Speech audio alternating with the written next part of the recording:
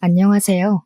현재 서울에서 카페를 운영하고 있는 50대 여성입니다. 한가한 요즘 지인의 추천으로 사연 채널을 접하게 되었는데요. 처음에는 그저 무료함을 달래기 위해 접하게 되었던 사연 채널은 어느새 일상을 함께하게 되었네요. 사연을 들어보니 몇몇 분들은 가슴에 묻어두었던 이야기를 소개하고 후련함을 느꼈다고 하시더라고요. 그래서 오늘 저 또한 아무도 모르게 혼자서만 간직했던 이야기를 꺼내보려고 해요. 그럼 시청자분들이 저의 이야기를 듣고 삶의 원동력을 얻길 바라며 이야기를 시작하도록 하겠습니다. 교직에 몸담고 있는 부모님 덕분에 저는 어릴 적부터 신동 소리를 들을 만큼 공부를 잘했었어요. 부모님의 도움으로 이런 저의 성적은 꾸준히 유지가 되어 서울 상위권 대학교에 무사히 입학할 수 있었죠. 다른 친구들은 대학교에 입학한 후 다른 학교 학생들과 만나 놀러 다니기 바빴는데요. 성격 자체가 시끄러운 것을 싫어하는 저는 새로운 사람을 만나 몰려다니는 것이 귀찮게 느껴지더군요. 그래서 의도치 않게 공부에만 매진하게 된 것이고요. 다른 동기들이 놀러 다닐 동안 공부를 해서인지 성적은 항상 상위권을 차지했고 어느새 교수님들의 기대를 한몸에 받는 학생이 되어 있었죠. 교수님들께서는 하나같이 대학원에 가 교수의 길을 걸어보는 것이 어떻겠냐며 권유를 해주셨습니다. 성실함과 뛰어난 두뇌가 아깝다면서요. 공부하는 것을 좋아했기에 교수님의 말씀처럼 대학원에 진학해 더 공부를 하고 싶었는데요. 세상 모든 일이 자기 뜻대로 되지 않듯 저 또한 대학원에 진학하지 못하게 되었네요.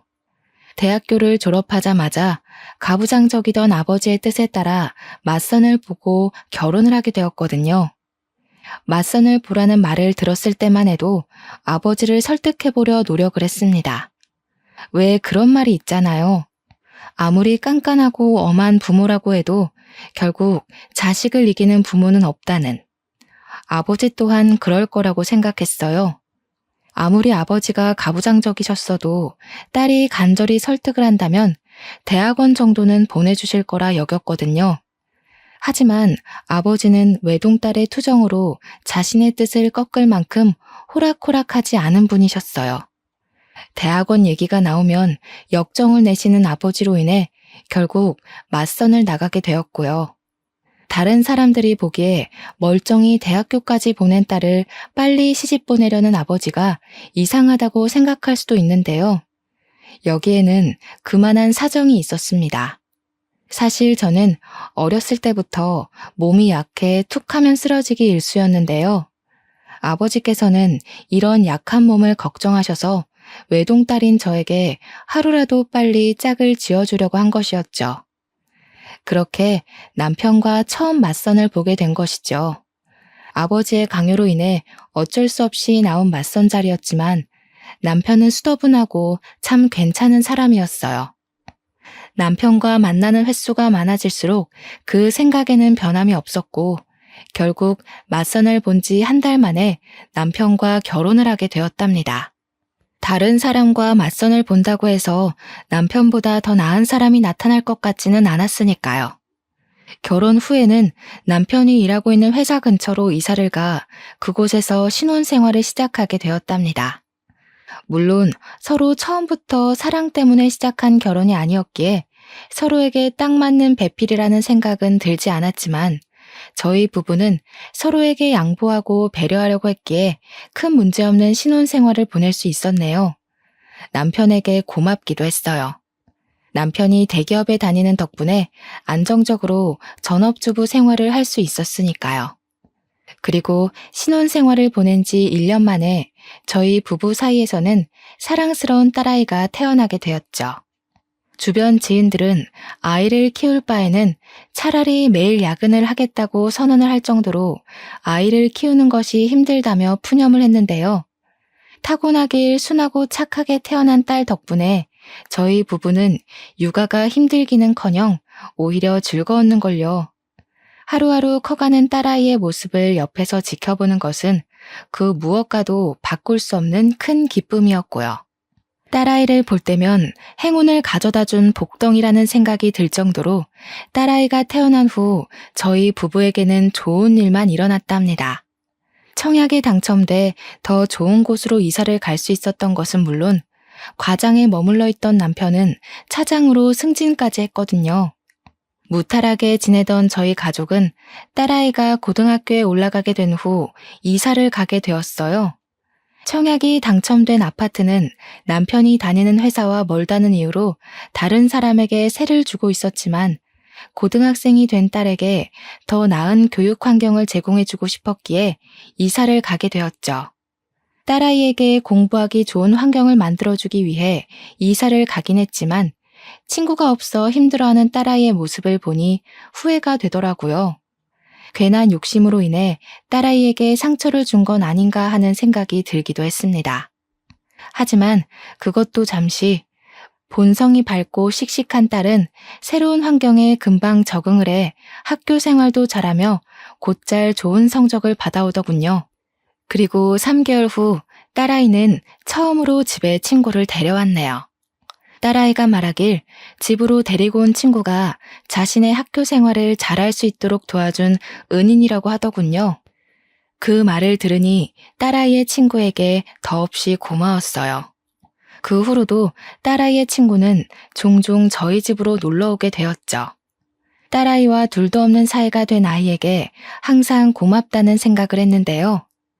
은인과도 같았던 딸아이의 친구는 얼마 안 가 원수보다 못한 사이가 되는 사건이 발생하고 말았습니다.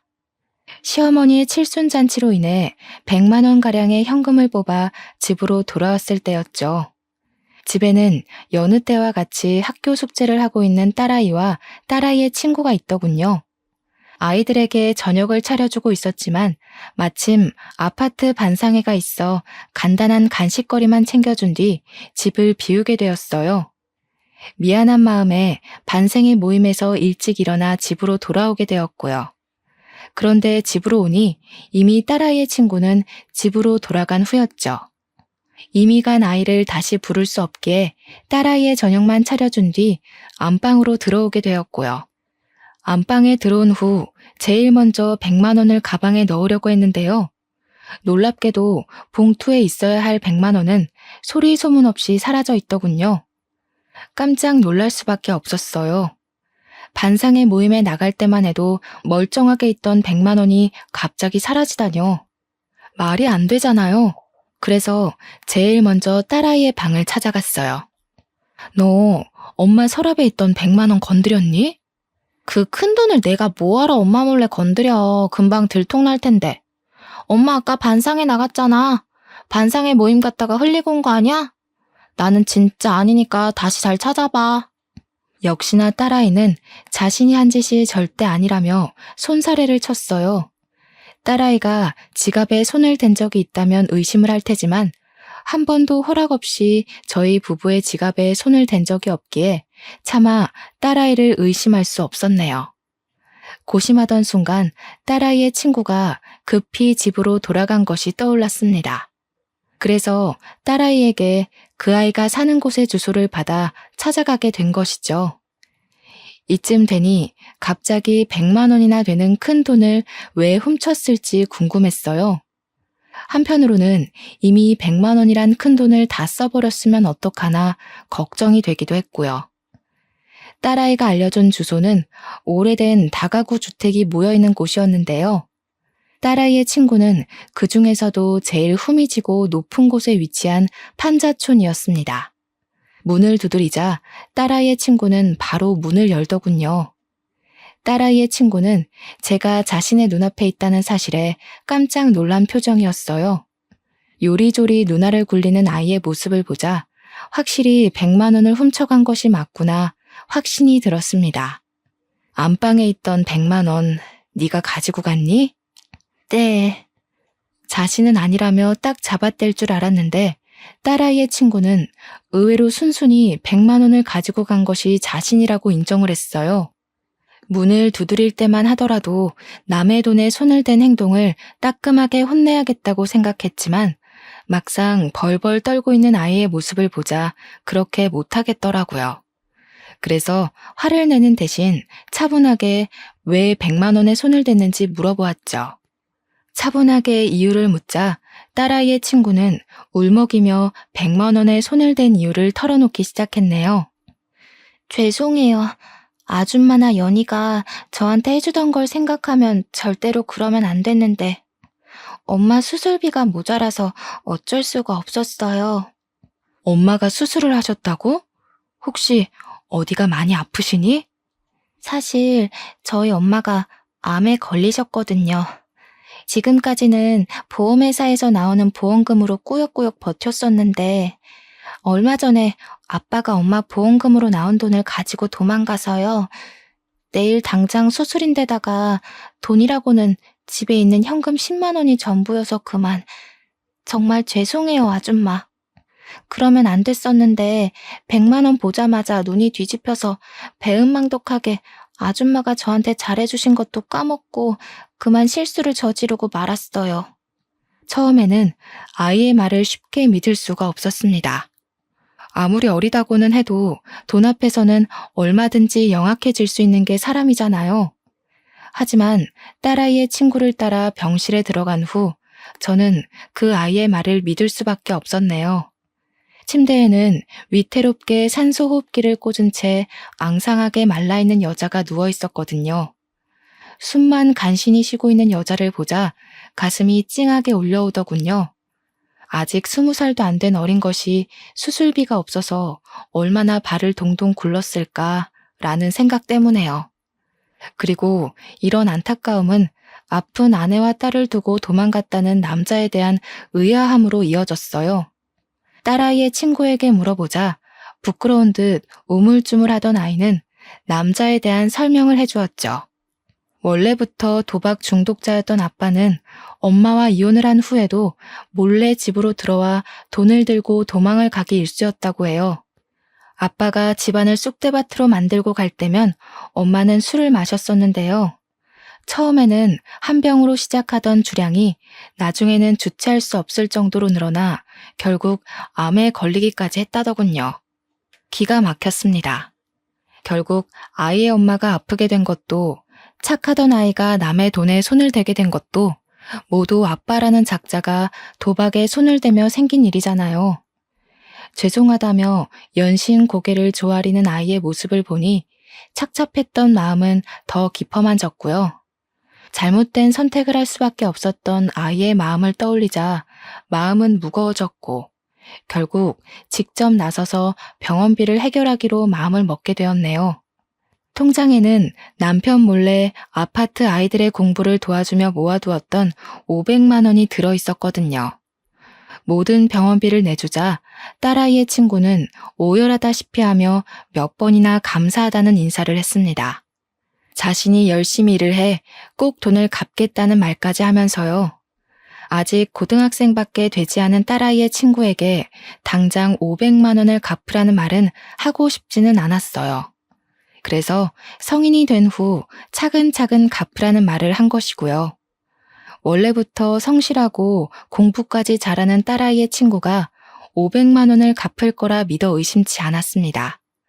하지만 딸아이의 친구는 그 후 아예 연락을 두절하고 말았어요. 이 일로 인해 딸아이의 친구에 대한 굳건한 믿음은 완전히 부서지고 말았죠. 이 사건을 알게 된 딸아이는 불같이 화를 냈습니다. 그럴 만도 했어요. 가장 친하다고 생각했던 친구가 자신의 부모에게 500만 원을 빌린 것도 모자라 연락도 끊은 채 야반 도주를 했으니까요. 이미 흔적도 없이 사라진 딸아이의 친구를 찾을 수 없었기에 액땜한 셈 치며 그냥 넘기자고 했는데요.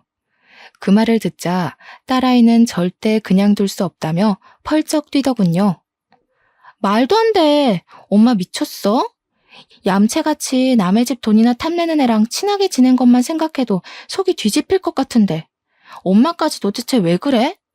500만 원이 누구 집 개 이름도 아니고 도망갔으면 어떻게든 찾아서 당장 갚으라고 말을 해야 할 거 아니야. 말 들어보니까 사정이 딱하더라.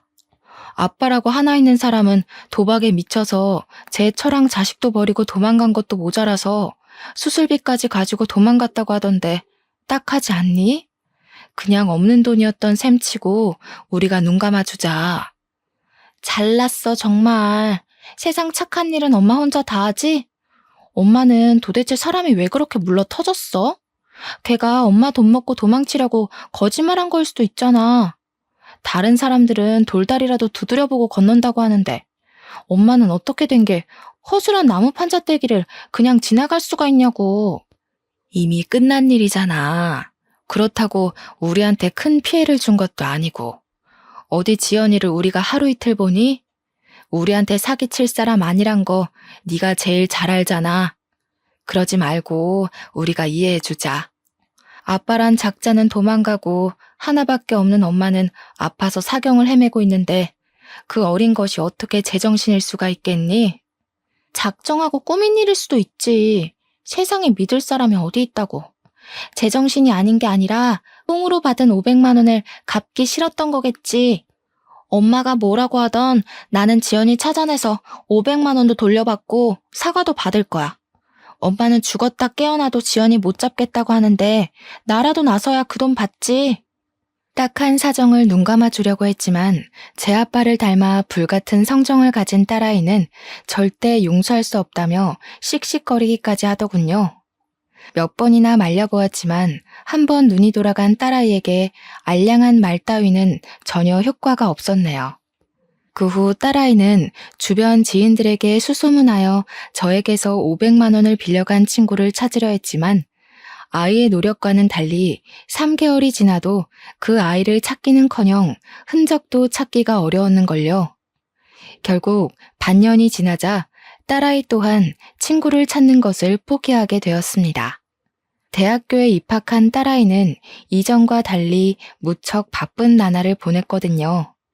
처음 딸아이가 대학교에 들어갈 때만 하더라도 드디어 온전한 내 생활을 보낼 수 있을 거라고 생각을 했는데요. 막상 텅 빈 딸의 방을 보니 공허한 기분이 들었어요. 남편이라도 같이 있으면 그나마 좀 나았겠지만 남편은 언제나 바쁜 회사 일정으로 야근을 했기에 텅 빈 기분은 좀처럼 나아질 기미가 보이지 않았는걸요. 그래서 커피 공부를 하기 시작한 거예요. 혼자 있는 것보다는 무엇이든 배우는 것이 공허한 기분을 채우는 데 도움이 될 것 같았거든요. 그리고 이런 예상은 딱 들어맞았습니다. 평소 커피에 대해 관심이 많아서인지 커피에 관해 배우는 것은 질리지도 않고 참 재미있었죠. 커피 학원에 다닌 지 3개월 만에 바리스타 자격증까지 따게 되었는데요.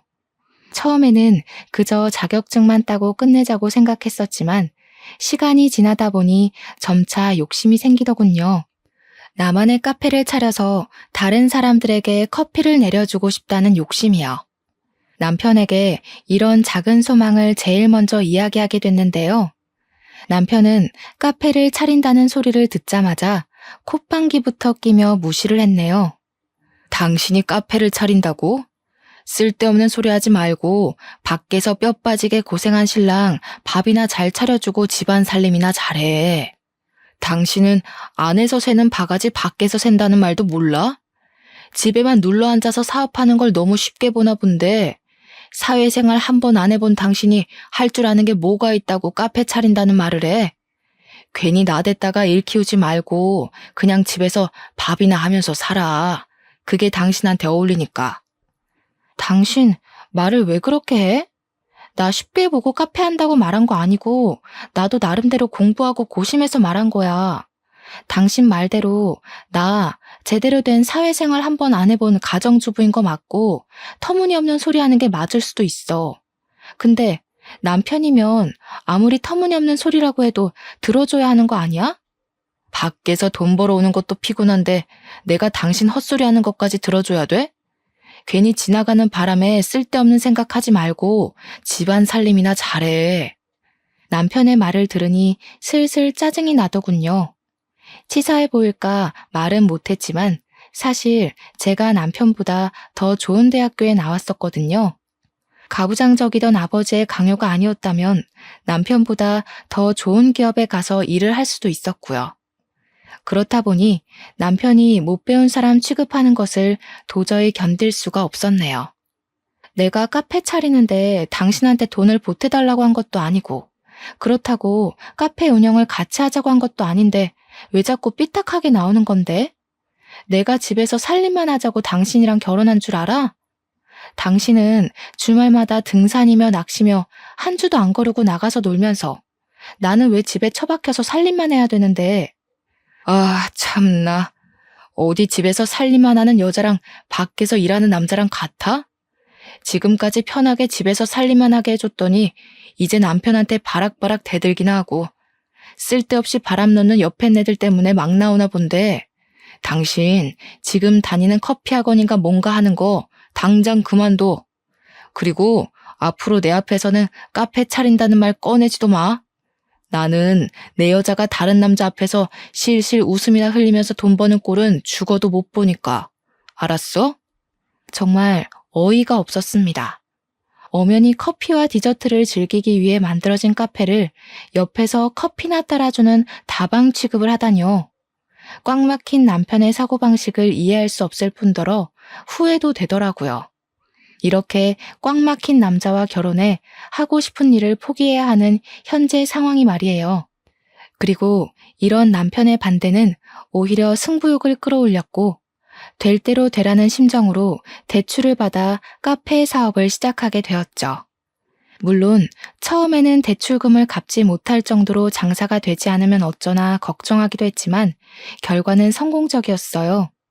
제가 운영하는 카페는 커피와 케이크가 맛있기로 근처 주부들 사이에서 소문이 났거든요.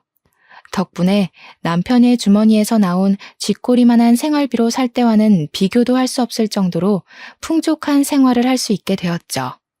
남편 또한 카페에서 나온 수익이 자신의 월급과 맞먹는다는 것을 알게 된 후부터는 아무 말도 하지 않았고요.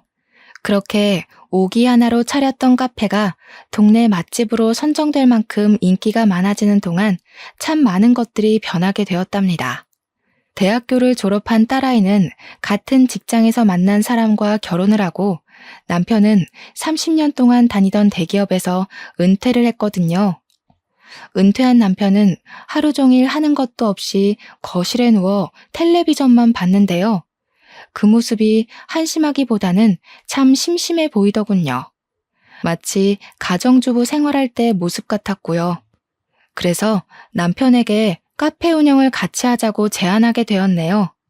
집에 누워 심심한 시간을 보내는 것보다는 밖에 나와 일을 하며 일손도 돕고 돈도 버는 것이 더 좋잖아요. 하지만 남편은 단칼에 저의 제안을 거절했어요. 한평생을 대기업에서 일하던 자신이 어떻게 카페 일을 하냐면서요. 그러고는 갑자기 낚시용품 사업을 시작한다며 난리를 피우기 시작했습니다. 걱정되는 마음에 말리려고 해봤지만 남편은 버럭 성을 내었죠. 어디 여자가 남자 하는 일에 끼어들어? 그러는 당신은 내 말 잘 들어서 지금까지 실실 웃음이나 흘리면서 카페 사업하고 있고? 두고 봐. 카페랑은 비교도 안 될 만큼 성공해서 별 가짜는 카페 하나 때문에 빳빳하게 치솟은 당신 코를 납작하게 만들어줄 테니까. 지금 경쟁하자고 당신한테 그런 얘기하는 게 아니잖아. 카페야 나이에 상관없이 다들 많이 온다고 하지만 낚시는 다르잖아. 바닷가에서 자리 잡고 시작해도 운영될까 말까 한 게 낚시용품 사업인데 바다는커녕 제대로 된 강가도 없는 여기서 누가 낚시용품을 사겠냐고. 이렇게 생각하는 게 짧으니 사회에 나와서도 남자들한테 밀리지. 인터넷으로 팔면 되지 뭐하러 바닷가까지 가서 물건을 파냐고. 당신 나한테 훈계할 시간에 가서 공부나 더 하고 와. 되지도 않는 머리 굴리면서 하늘 같은 서방 기껏 끌 생각이나 하지 말고. 걱정이 돼서 한 말이었지만 남편은 제가 자기를 무시한다고 생각하는 모양이었어요. 오해를 하는 남편에게 다시 이야기를 하려 했지만 남편은 그때마다 직장 생활을 하지 않은 것을 걸고 넘어지며 헐뜯기 바빴는걸요. 딸까지 합세하여 남편을 말려보았지만 사업을 하겠다는 남편의 고집을 꺾기에는 역부족이었고 남편은 결국 사업을 하고 말았네요. 착잡한 마음 때문에 잠도 설치는 저희 모녀와 다르게 남편은 그저 신나 보였어요. 그럴 만도 했습니다. 한평생 회사원으로 살았던 남편은 한 번이라도 사업을 해 사장님 소리를 들어보고 싶다는 말을 입에 달고 살았거든요. 남편은 사무실에서 새우잠을 자며 열심히 일을 했는데요. 열정 넘치고 간절하던 모습은 정확히 6개월 후 귀신같이 사라지고 말았죠. 제가 뜯어 말릴 정도로 사무실에서 살림을 차리던 모습은 온데간데 없이 거실에서 리모컨만 만지작거렸고요. 사업을 내팽개친 남편의 모습을 보니 실망스러움을 감출 수가 없더군요. 큰 성공을 바란 것은 아니지만 가족의 반대까지 겪으며 시작한 일을 흐지부지하게 끝내다니 있을 수 없는 일이잖아요. 당신 계속 집에서 리모컨만 붙잡고 있을 거면 제발 사업 정리라도 해. 다달이 사무실 유지에 들어가는 돈이 얼만데 당신은 아깝지도 않아? 다른 집 마누라들은 남편이 사업한다고 하면 기 살려주려고 온갖 내조는 다 한다던데.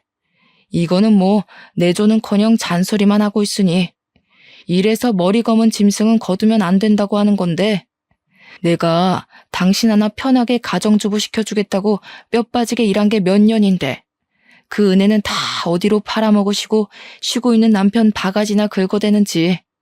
내 사업 망하면 그건 다 당신 입에서 나오는 재수없는 잔소리들 때문이니까 그런 줄 알아. 기가 막혀서 쥐꼬리만한 생활비 주면서 생색은 생색대로 내는 당신 때문에 내가 그동안 얼마나 힘들었는데. 사실 카페 사업 시작한 것도 다 몇 푼 되지도 않는 푼돈 가지고 장난질하면서 사람 심란하게 만들었던 당신 때문이야. 그깟 몇 푼? 당신이 말하는 그깟 몇 푼 벌려고 나는 지난 30년 동안 발바닥이 터지도록 뛰어다녔어. 아유, 됐어. 사회생활도 안 해본 무식한 옆에 내가 뭘 알겠냐? 그냥 말을 말아야지. 참 씁쓸했습니다. 그동안 가족의 행복을 위해 참 열심히 일했다고 생각했었는데 남편에게 돌아온 말이 고작 무식한 옆했네라뇨. 이런 말을 듣고 나니 남편이 아닌 돌아가신 친정아버지가 미워지더군요. 친정아버지께서 저에게 결혼이 아닌 취업을 할 수 있도록 도와주셨다면 최소한 무식한 옆했네라는 소리는 안 들었을 테니까요. 말다툼 후 투명인간 취급을 하는 남편을 보며 결혼은 왜 했을까란 후회감이 밀려옴과 동시에 덜컥 겁이 났는걸요. 남편의 사업이 망해 빚쟁이가 되면 어떡하나라는 걱정이요. 그리고 이런 저의 걱정은 정확히 1년 후 현실로 다가오고 말았네요. 값싼 중국산 용품을 국내산이라 속여 판 것이 결정적인 발단의 원인이었어요. 남편은 원산지를 속였을 뿐만 아니라 싸구려 용품을 비싼 값에 파는 양심 없는 짓까지 했죠. 저희 모녀는 이제라도 사업을 접으라며 빌었지만 정신을 못 차린 남편은 사채업자에게까지 돈을 빌려 사업을 이어나갔고 결국 저희 가족은 건널 수 없는 강을 건너고 말았습니다. 눈덩이처럼 불어나는 이자를 갚지 못하자 사채업자들은 귀신같이 찾아와 남편을 독촉했는데요. 그제야 사태의 심각성을 깨달은 남편은 사업을 정리하려 했지만 이미 상황은 최악으로 치닫고 있었죠. 남편이 사업에서 실패한 후 저희 가족에게 남은 것은 막대한 빚더미뿐이었어요. 남편은 막노동을 하며 돈을 벌었고 하루에 6시간만 카페를 운영하던 저는 영업시간을 24시간으로 바꾸며 빚을 갚기 위해 노력했습니다. 딸아이는 임신 막달의 몸으로 육아휴직도 쓰지 못한 채 일을 나갔고요. 하지만 이런 힘든 상황과 별개로 빚은 늘어만 갔어요. 한평생 살았던 아파트까지 팔았는데 말이죠. 어떻게든 긍정적으로 생각해 보려 했지만 나아질 기미가 보이지 않는 상황이 지속되다 보니 머릿속에는 부정적인 생각만 가득했습니다. 부정적인 생각이 가득 찬 머리는 자연스럽게 남편을 원망하게 되었고요. 울고불고 매달렸을 때 사업 접었으면 이 나이에 빚 갚느라 고생할 일은 없었을 텐데 도대체 이게 무슨 날벼락이야? 사업을 하다 보면 실수할 수도 있는 거지. 뭘 그런 걸 가지고 난리야? 당신 아니어도 신경 쓸 게 산더미니까 쓸데없이 짓거려서 일 망치지 말고 가게 문 열고 커피나 팔아. 당신이 커피를 많이 팔아야 그만큼 빚이 줄어들 테니까. 임신 막달인 딸내미까지 일다니게 해놓고 당신은 미안하지도 않아? 우리는 그렇다고 쳐도 임신한 연인은 도대체 무슨 죄인데? 임신해서 좋은 것만 줘도 모자랄 판에 부모가 진 빚까지 갚으라 하는 게 당신은 말이 된다고 생각해? 그래, 마누라며 딸내미까지 길바닥 나가 돈 벌게 시킨 내가 나쁜 놈이지. 당신 이 말이 듣고 싶었던 거잖아. 아주 속이 시원하겠네. 이참에 동네에 소문나게 광고라도 하지 그래? 돈도 못 벌어오는 주제에 마누라며 딸내미까지 돈 벌어오라고 시킨 남편이랑 사느라 죽을 맛이라고. 제가 원하는 것은 진심이 담긴 남편의 사과였지만 남편은 그마저도 해주지 않더군요. 다짜고짜 화부터 내는 남편이 이해가 가질 않았어요. 자신의 잘못으로 모든 일이 벌어졌다고 하면 사과는 하지 않더라도 최소한 죄책감은 가져야 하는 게 맞잖아요. 남편은 자신의 사업이 망한 것도 사채업자들에게 쫓기며 반지하에 사는 것도 모두 고분고분한 아내를 만나지 못해서라고 했는데요. 모든 것을 남 탓으로 돌리는 남편 때문인지 어느 날부턴가 아랫배가 너무 아파왔어요. 참을 수 없을 만큼요. 처음에는 참아보려고 했지만 복통은 일주일이 지나고 2주일이 지나도 가라앉을 기미가 보이지 않았습니다. 참을 수 없는 복통에 가까운 병원을 방문하자 의사는 정밀 검사를 받아볼 것을 권했습니다. 그리고 검사 결과는 충격적이었습니다. 다른 사람도 아닌 제가 간암 판정을 받다니 믿을 수가 없었죠. 의사는 간암 초기 판정을 받았으니 치료만 잘하면 완치 확률이 높다며 위로를 해주었어요. 무신경한 남편과 달리 어떻게든 위로를 해주려 노력하는 의사를 보니 씁쓸함은 더 심해졌죠. 빚쟁이한테 시달리는 와중에 간암에까지 걸리다니 참 하늘이 원망스럽더군요. 딸아이는 치료에 전념할 수 있도록 자신이 노력한다고 했는데요. 힘든 내색 한번 하지 않고 위로를 해주는 딸아이를 보니 울컥 눈물이 차올랐네요.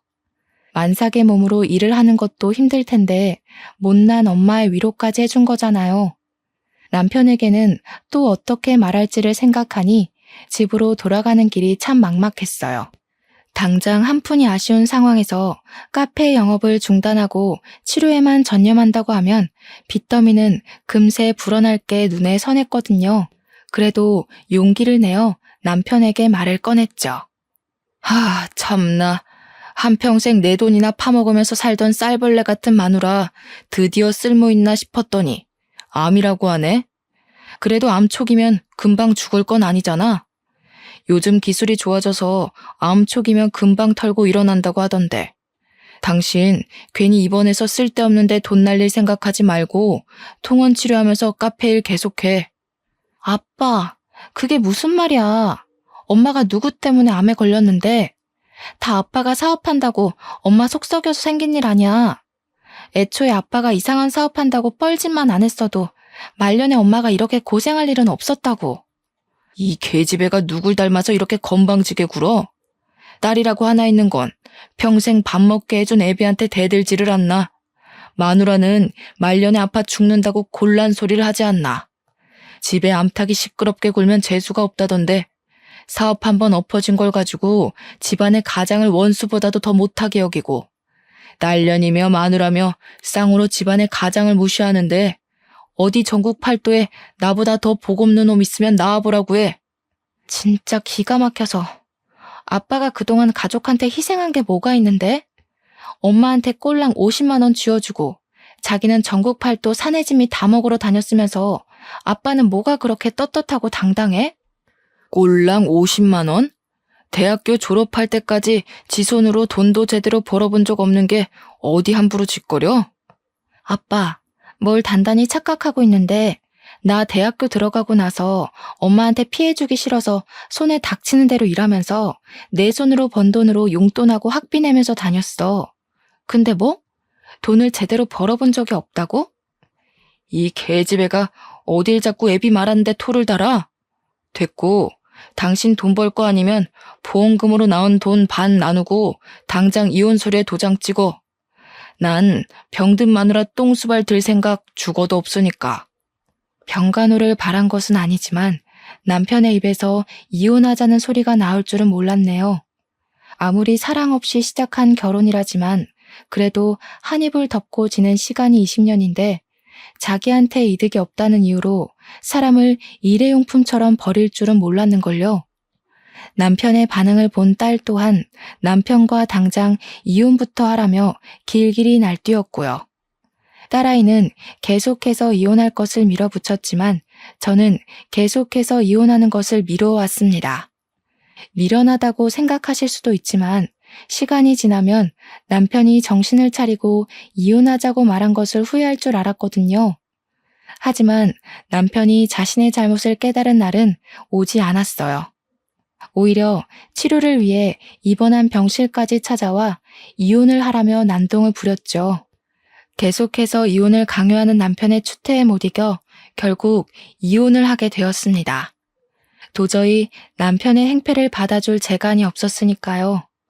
이혼을 한 후에는 카페 영업도 중단한 채 오직 투병에만 집중하게 되었는데요. 그쯤 남편은 파산 신청을 했기에 오히려 마음이 더 홀가분하더군요.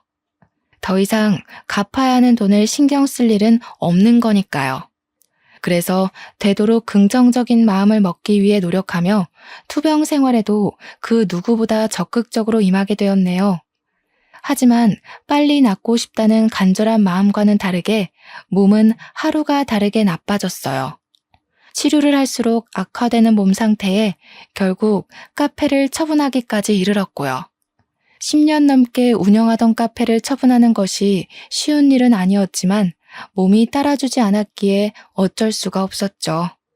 그리고 카페를 내놓은 지 일주일도 안 돼 부동산에서 연락이 오더군요. 카페를 인수하겠다는 사람이 나타났다면서요. 카페를 인수하겠다는 사람이 나타난 것은 기쁜 일이었지만 한편으로는 착잡하기도 하더라고요. 어찌되었던 10년 동안 정들었던 카페를 내놓아야 하는 일이었으니까요. 무작정 기쁘지도 무작정 슬프지도 않은 마음에 카페를 가게 되었는데요. 카페 앞에 도착하자 까무러칠 만큼 놀라고 말았네요. 카페 인수를 하겠다고 나타난 사람은 다른 누구도 아닌 딸아이의 친구였거든요. 같이 온 딸아이 또한 저와 마찬가지로 많이 놀란 듯 보였어요. 하지만 놀랐다는 사실이 무색하도록 딸아이는 친구에게로 달려들어 멱살을 들어 올렸습니다. 염치도 없게 500만 원이나 되는 돈 훔쳐먹고 달아난 주제에 여기가 어디라고 기어 올라와? 세상은 참 불공평해. 가족 팔면서 남의 돈 홀랑 뺏어먹고 도망간 사기꾼은 이렇게 멀쩡하게 살아서 카페 인수까지 하겠다고 나타났는데 정작 사기당한 우리 엄마는 몹쓸 병에 걸려서 남 좋은 일만 시키고 말이야. 엄마는 용서할지 몰라도 나는 절대로 너 용서 못해. 말리려고 했지만 딸아이의 힘을 이기기 역부족이었습니다. 만삭의 몸으로 어떻게 이런 괴력이 나오나 의아할 정도로 딸아이는 친구에게 달려들었거든요. 딸아이의 친구의 얼굴에 생채기가 나오고 주위 사람들의 시선이 몰리자 덜컥 겁이 나더군요. 괜히 주위에서 신고를 한다면 딸아이는 만삭의 몸으로 경찰서에 갈 수도 있는 거잖아요. 그래서 죽기 살기로 딸아이의 허리를 붙들며 제발 그만하라 호소를 하였죠. 간신히 이성을 찾은 딸아이는 씩씩거리면서 자신의 친구를 노려보았는데요. 한참을 아무 말 없이 서 있던 딸아이의 친구는 가방에서 돈봉투를 꺼내 저에게 건네더라고요. 하얀 돈봉투 안에는 500만 원이 그대로 들어있었습니다. 딸아이는 봉투에 든 돈의 액수를 세어본 후 콧방귀를 뀌었고요. 쥐꼬리만한 양심은 남아있었나 보지? 10년이 지난 지금에서야 500만 원을 갚은 걸 보면 너한테도 아줌마한테도 너무 미안해서 내가 할 말이 없어. 이렇게 늦을 거라고 생각하지는 못했는데 너무 미안해. 그래도 이거 하나만은 알아줘. 도망간 이후로 너랑 아줌마 생각에 하루도 편하게 잠들었던 날이 없었어. 기가 찬다, 기가 차. 이유가 어찌되었건 비겁하게 도망부터 친 사기꾼 말 듣고 싶지도 않으니까 당장 내 눈앞에서 사라져. 딸아이의 냉랭한 태도가 계속되자 그 아이는 아스팔트 바닥에 무릎을 꿇으며 그동안 있었던 일을 말해주었어요. 알고 보니 엄마는 수술 도중 눈을 감게 되었고 장례식을 치르는 도중 빚쟁이들이 찾아왔다고 해요. 아빠라는 작자가 아이의 앞으로 헤아릴 수도 없을 만큼의 도박빚을 달아놓은 것이었죠. 아빠의 도박빚을 갚다 지친 아이는 저에게 빌린 500만 원은 갚을 엄두조차 안 나 도망치게 된 것이고요. 몇 년간 도박빚 때문에 빚쟁이들을 피해 다니며 살던 아이는 우연한 계기로 쇼핑몰 사업을 시작했다고 했고 사업은 대박이 났다고 해요. 아빠의 도박빚을 다 갚은 후에는 자연스럽게 저에게 빌려갔던 500만 원이 생각났고요. 그래서 수소문에 저희 모녀를 찾아온 것이죠. 절절한 사연에 가슴이 아파왔는데요. 딸아이는 냉소적인 반응을 보였어요. 딸아이의 친구는 어떻게든 자신이 돕겠다고 했지만 딸아이는 그런 친구의 손을 뿌리쳤고요. 소동이 있은 후 저는 다시 투병 생활을 시작했는데요. 의사는 조심스럽게 간 이식을 권하더군요. 항암 치료를 하면 할수록 몸 상태는 점점 나빠졌기에 간 이식이 최후의 방법이라면서요. 절망적이었습니다. 이혼한 남편은 절대로 간 이식을 해줄 리가 없었고 임신 막달인 딸에게는 죽어도 간 이식을 받고 싶지 않았거든요. 그런데 세상에 죽으라는 법은 없는지 얼마 후 의사는 기증자가 나타났다며 수술 준비를 하라고 말을 했어요. 간 이식을 받을 수 있다는 소식에 어찌나 기쁘던지 기증자에게 감사한 마음이 드는 동시에 안도감이 들어 눈물이 쏟아지더라고요. 그렇게 기증자의 도움으로 수술을 받은 후 일주일이 지났는데요. 문득 딸아이의 친구가 인수해간 카페를 잘 운영하고 있을지 궁금해지더군요. 그래서 연락을 하게 되었고요. 그런데 놀랍게도 딸아이의 친구는 저와 같은 병원에 입원해 있다고 했어요. 같은 병원이란 말을 듣고 당장 몸을 일으켜 가게 되었습니다. 큰 마음 먹고 카페까지 넘겨주었는데 몸이 아파 카페 운영을 못하게 되면 큰일이잖아요. 딸아이의 친구가 있는 병실 앞에 서 있을 때였는데요. 때마침 수술을 해주신 의사가 제 앞을 지나가며 딸아이의 친구가 누워있는 병실을 가리켰습니다. 아는 사이냐면서요.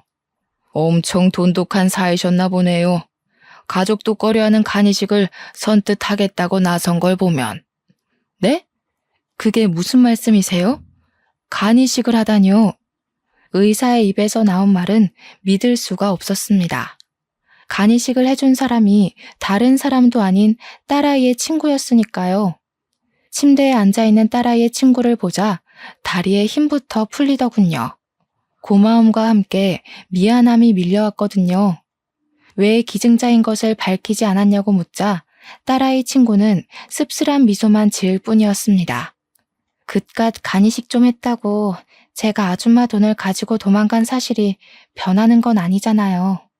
그냥 지난날 베풀어 주신 호의를 돌려받는다고 생각해 주세요. 세상에, 그깟 500만 원이 뭐길래. 너무 고맙고 미안해서 내가 할 말이 없구나. 물론 엄마가 수술을 받아 돌아가시긴 했지만 그래도 아줌마가 500만 원을 빌려주신 덕에 후회는 안 했어요. 만약 돈이 없어서 수술을 못했다면 저 때문에 엄마가 돌아가셨다는 후회 때문에 사업을 하기는커녕 지금도 아빠 빚 갚는 걸로 쩔쩔매면서 후회나 하고 있었을 테니까요. 제가 엄마를 편하게 보내드린 것도 사업을 해서 이렇게 큰 돈을 벌게 된 것도 다 아주머니 덕분이에요. 그러니까 저한테 미안한 마음 갖지 마시고 건강하게 오래오래 사세요. 그래야 카페 영업도 다시 하시죠. 더 힘든 일을 겪었으면서 오히려 위로를 해주는 모습에 참 마음이 아파졌네요. 제가 한 거라고는 그저 500만 원을 빌려준 것뿐인데 딸아이 친구는 500만 원을 훌쩍 뛰어넘는 것을 해주었으니까요. 몸이 회복이 된 후 출산을 한 딸아이에게도 그동안 있었던 일을 설명해 주었는데요. 딸아이 또한 간 이식을 해준 자신의 친구에게 앙금을 품었던 것을 후회하며 간 이식을 해준 것에 대해 진심으로 고마워하게 되었죠. 퇴원을 한 후 저는 딸아이의 친구 덕분에 간암을 완전히 완치한 후 다시 카페 운영에 힘을 쓰고 있어요. 몸을 회복하고 나자 딸아이의 친구는 자신이 인수했던 카페를 다시 저에게 돌려주었거든요. 아직 무리를 하면 안 되기에 무리하지 않은 선에서 열심히 카페 일을 하고 있어요. 아프고 나니 삶을 건강하게 산다는 것이 얼마나 감사하고 소중한 일인지 깨달았으니까요. 얼마 전 완치했다는 소식을 들어서인지 전 남편은 재결합을 하자며 카페로 찾아왔는데요. 저는 단칼에 거절했답니다. 어렵게 찾은 건강한 몸과 정신을 이기적인 전 남편에게 쏟기에는 너무 아깝잖아요. 딸아이의 친구가 500만 원을 들고 도망갔을 때만 하더라도 이렇게 크게 은혜를 갚을 거라고는 상상도 못했는데 인생이란 참 신기한 것 같아요. 이번 일을 계기로 다시 한번 깨닫게 되었죠. 선행을 베풀면 언제가 되더라도 자신에게 꼭 돌아온다는 것을요. 현재 저는 딸아이의 친구를 하늘이 내려준 소중한 천사라 여기며 자식처럼 잘 지내고 있답니다. 사연을 신청하시는 분들께서도 주변에 힘든 사람이 있다면 외면하기보다는 작은 손길을 내밀어 주셨으면 좋겠어요. 그러면 언젠가 자신이 베풀었던 작은 선행은 그 배가 되어 돌아올 것이니까요. 그럼 지금까지 길었던 저의 이야기를 들어주신 시청자분들에게 감사 인사를 올리며 이야기를 마무리하도록 하겠습니다. 이야기를 들어주신 시청자분들 진심으로 감사드리며 모두들 베푸는 삶을 사시길 바랄게요. 감사합니다.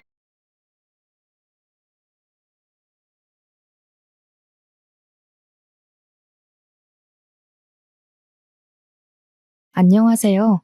저는 딸 셋 집안에서 욕심 없이 자란 막내딸입니다. 제게는 나이 차이 좀 나는 연년생 언니들이 있어요. 현재 저희는 다 결혼을 해서 각자의 가정을 꾸리고 있고 또 영영 등을 돌리게 된 사이이기도 하죠. 그래도 저희 가족은 다른 문제 있는 가족과 달리 나름 말썽 없이 잘 지내온 사이라고 생각했는데 사람 일은 정말로 모르는 거더라고요. 이미 각자 다른 가정이 생긴 시점에서 남보다도 못한 사이가 될 줄 누가 알았겠습니까? 언니들 집안과 연락을 안 하고 지낸 지 좀 되긴 했는데 그동안은 이사한다고 정신없이 지냈고 지금에서야 마음의 여유를 겨우 찾았거든요. 그래서 사연을 한번 써보려고 컴퓨터를 들락날락 했었네요. 제 이야기도 이런 곳에 올라갈 수 있는지는 모르겠습니다. 만약 유명한 곳이라면 어디선가 언니네 식구들이 들을 수도 있겠죠? 솔직히 제발 언니들 귀에 들어갔으면 좋겠다는 생각도 듭니다. 그렇다면 언니들도 자기네들이 그동안 어떤 사람으로 보였는지 깨우치고 반성할 테니까요. 반성할 거란 기대마저 제가 너무 많이 바라는 것일지도 모르겠네요. 지금부터 제가 하고자 하는 얘기를 들려드릴게요. 저의 집이 딸 셋만 있는 집안이라고 했지 않습니까? 저는 귀한 딸 셋 중에서 가장 빨리 결혼을 했고 또 가장 어려운 형편을 살고 있는 자식이기도 했습니다. 저보다 7, 8살 많은 큰언니와 작은언니는 연년생이었고 제가 태어나고 자라는 동안 둘은 이미 단짝 친구처럼 쿵짝이 잘 맞는 자매로 똘똘 뭉쳐 있었어요. 그렇다고 언니들이 제게 못살게 굴었다는 건 아니고요. 그냥 저한테 딱히 관심을 두지 않았어요. 그럴 만도 했죠. 언니 둘은 연년생이다 보니 서로 학교도 같이 다니고 사춘기도 같이 겪고 고민도 비슷했을 거 아니에요. 언니들이 걸어갔던 길을 다시 반복하고 있는 저는 언니들에게 항상 관심 받기였습니다. 그래도 제가 공부나 고민이 있으면 조언을 해주기도 했어요. 하지만 언니들과의 대화는 그 정도가 다였죠. 그럴 수밖에 없다는 걸 이해하기 때문에 저는 언니들에게 서운한 것도 딱히 없었습니다. 부모님 두 분도 언니들 신경 쓰느라 제게 크게 신경을 두지 않아서 저는 혼난 기억도 거의 없거든요. 처음부터 그런 환경에서 컸던지라 제가 이렇게 지내는 건 그저 당연하다고만 생각했어요. 가족의 무관심도 익숙해질 수 있는 요인인지 저조차도 몰랐네요. 제가 욕심 없이 큰 것에 비해 큰언니, 작은언니는 저와 다르게 학창 시절부터 실리를 좀 많이 따지는 사람이었습니다. 저는 언니들이 차려놓은 밥상에 숟가락을 얹던 사람이었다 보니 언니들이 장학금을 받거나 상을 타오는 걸 축하만 해줬지 정작 저는 그런 걸 욕심부려 도전해봐야겠다고 생각한 적이 없었어요. 두 언니들이 학교에서 수상을 잘해오면 부모님이 저희 자매를 데리고 외식을 했는데 이처럼 저는 가만히 있어도 맛있는 걸 먹을 수 있었고 가만히 있어도 용돈이 주어졌으니 아마 제가 더 욕심 없이 컸을 수도 있습니다.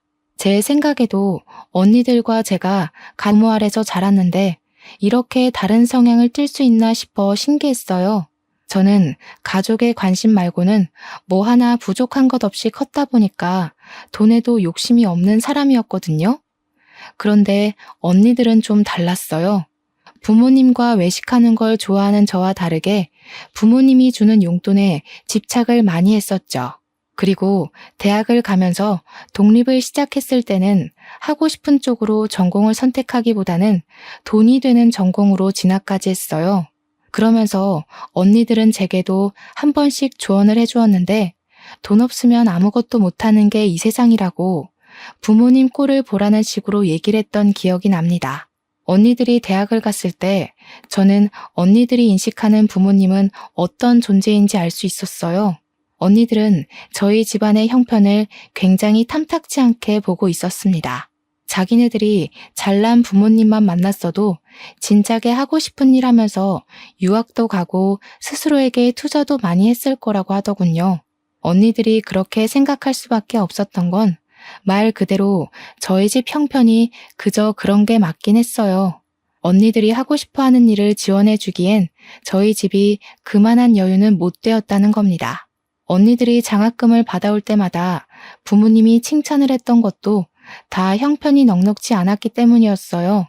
그럼에도 제가 부족한 것 없이 자랐다고 말했던 이유는 저는 언니들과 달리 욕심이 없는 사람이었으니까요. 부모님께 바라는 것도 없고 조르는 것도 없어서 부모님이 제게 쓰는 돈은 언니들에 비해 많이 안 들었기에 제가 웬만큼 누리고 살았던 겁니다. 언니들이 손해보는 것 싫어하고 특히 돈을 좋아한다는 건 어릴 때부터 알고 있었습니다. 하지만 그냥 그런 줄로만 알았어요. 부모님을 한심한 눈으로 보고 있을 줄은 전혀 몰랐습니다. 언니들이 독립하기 전 집을 떠날 때 그런 말을 하더군요. 공부 아무리 열심히 해도 저렇게밖에 못 산다고. 부모님처럼 개고생하며 살고 싶은 게 아니면 돈 많은 남자 잡거나 돈 잘 버는 곳에 뛰어들라고 말입니다. 그런데 그 중에 모순이었던 건 뭔 줄 아십니까? 그렇게 떠나는 언니들 손에는 부모님이 언니들한테 용돈하라고 쥐어준 통장이 있었다는 거예요. 언니들이 독립하던 당시 저는 고작 중학생이었습니다. 저는 언니들이 부모님을 욕하면서도 부모님의 도움을 거절하지 않는 게 이해되지 않았어요. 아빠는 저희가 너무 어릴 때 집을 나갔는데요. 서울 외곽에서 공장 돌리며 돈을 벌고 있었는데 공장이 워낙 바쁘다 보니 우리를 들여다볼 시간이 많이 없었거든요. 그래서 외식도 아빠가 돈을 보내줬기 때문에 하는 거였어요. 당연히 그렇게 잘 커가면서도 아빠 얼굴은 잘 못 봤습니다. 아마 제가 아빠를 마지막으로 봤던 때가 초등학생 때였을 겁니다. 아빠한테서 전화는 매일 오는데 그때마다 아빠는 언니들 안부를 좀 많이 물어봤어요. 아무래도 먼저 사회로 발딛는 자식들이 언니들이었으니까 걱정되는 마음에 그랬겠죠. 언니들은 둘만 있을 때 아빠 욕을 하다가도 아빠한테 전화가 오면 그렇게 좋아합니다.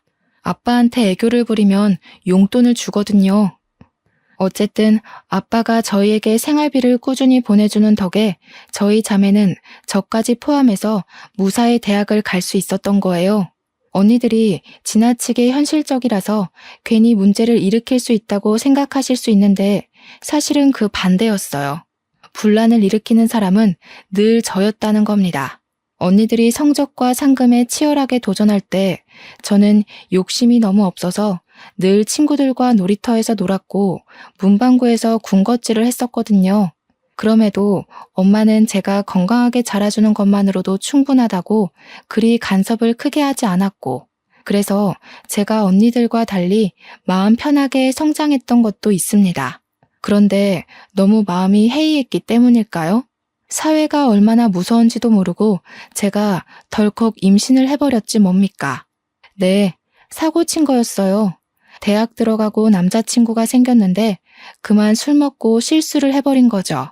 당시만 해도 언니들도 아직 결혼 안 하고 빠르게 승진하면서 커리어를 쌓고 있던 때였거든요.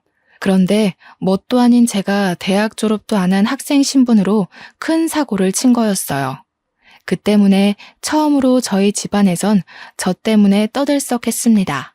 제가 공부 안 하는 철부지였다고는 하지만 그렇게 막 부모님 등골 빼먹을 정도로 일탈을 한 적은 없었거든요. 그냥 위태롭게 줄타기를 하고 있었을 뿐인데 결국 제 길을 제대로 시작해보기도 전에 그 줄에서 떨어져 버린 셈이 된 거였어요. 그땐 아빠까지 집으로 와서 엄마랑 둘이 저를 많이 혼냈습니다. 제가 부모님께 진심으로 혼나본 것 또한 그날이 처음이었네요. 당시 제가 능력도 안 되는 마당이었지만 그래도 아이는 지우고 싶지 않았어요. 남편도 같이 키우길 원했기에 저희는 어쩔 수 없이 갑작스럽게 결혼식을 올려야만 했습니다.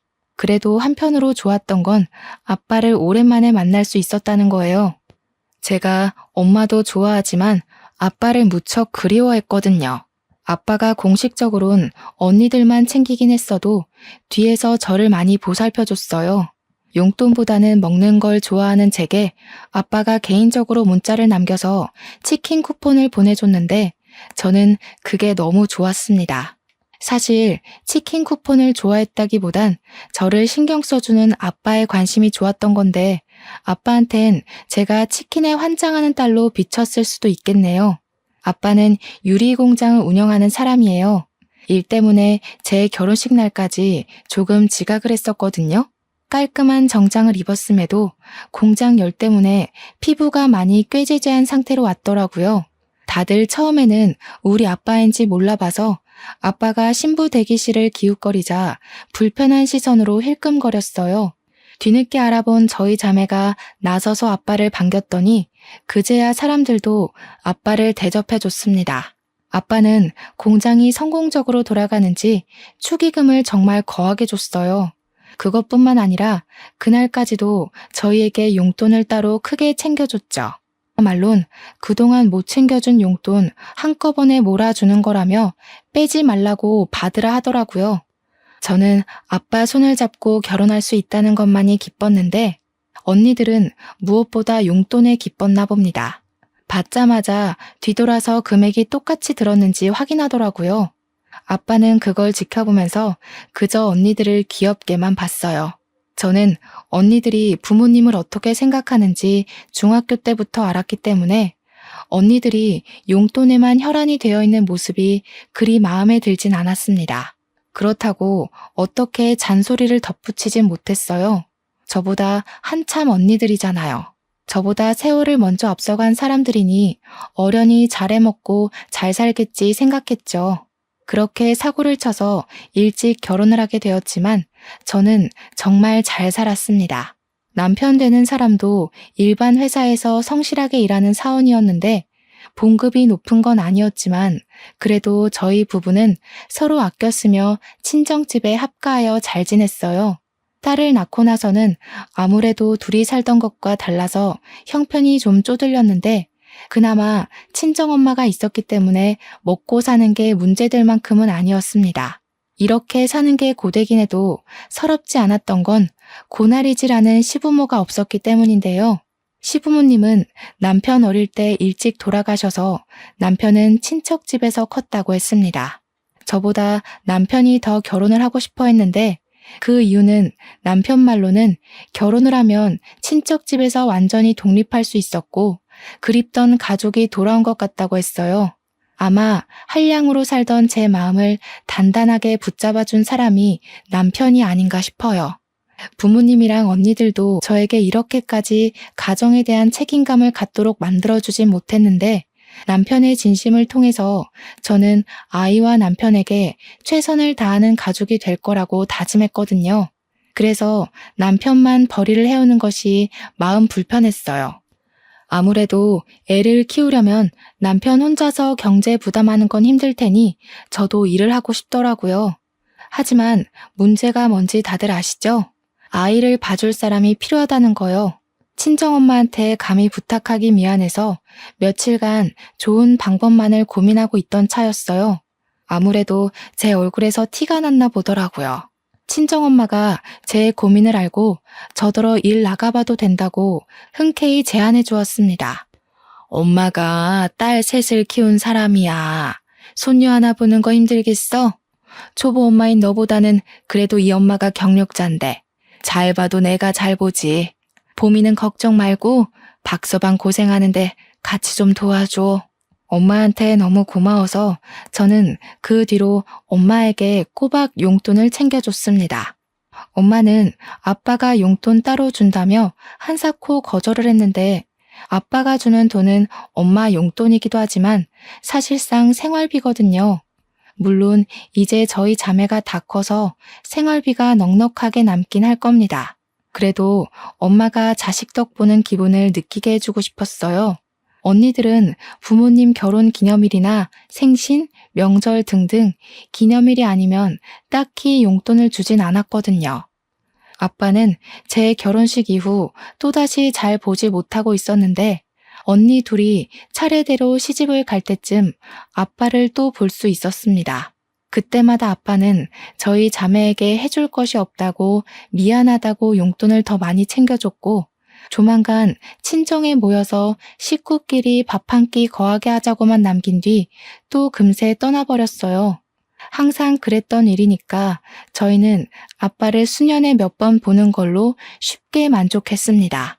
언니들은 제게 조언했던 것처럼 정말 돈 많은 남자들한테 시집을 잘 갔어요.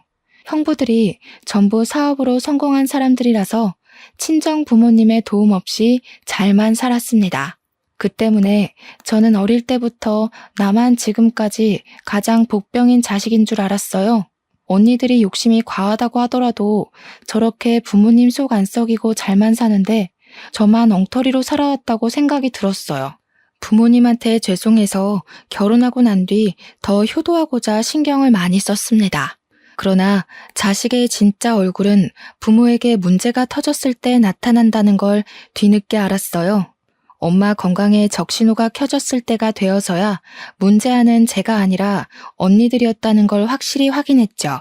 엄마는 잘 지내다가도 한 번씩 가슴 중앙이 아프다고 두드리길 몇 번 그랬는데 한날 주방일 보다가 명치 부근을 부여잡고 주저앉은 적이 있었어요.